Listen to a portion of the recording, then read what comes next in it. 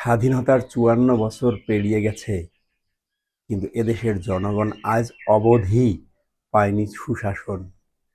বিচার বিভাগকে দলীয়করণ করে বারবার এই জনগণের উপর চালানো হয়েছে স্টিম রোলার।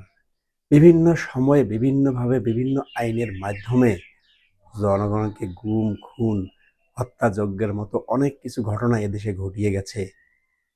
অভ্যুত্থান পরবর্তী সরকার, তার কাছে প্রত্যাশা ছিল হয়তোবা বিচার বিভাগকে স্বাধীনতা দিয়ে হয়তো জনগণের সেই প্রত্যাশিত সুশাসনটা এদেশে প্রতিষ্ঠিত হবে।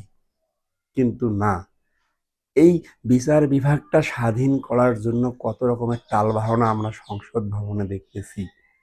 সংসদ অধিবেশনে সরকারি দল এবং বিরোধী দলের কত প্রকারের মতানৈক্য আলোচনা, শেষমেশ আসলেই এই অধ্যাদেশটি বাতিলের জন্য সরকার ওই সংসদে বিল উত্থাপিত করলো। তার মানে এটাই দাঁড়ালো যে লাউয়ার সেই কধু, এদেশের জনগণ আবারও কখনোই পাবে না সুশাসন। জনগণের বাক স্বাধীনতা যেন কেড়ে নেবে। জনগণ সরকারকে ভোট দিয়ে নির্বাচিত যদিও করেছে, কিন্তু সেই সরকারের সমালোচনা করতে গেলে আবার বিভিন্ন কায়দায় গুম, এই গুমের শিকার আবার হতে হবে এদেশের জনগণকে।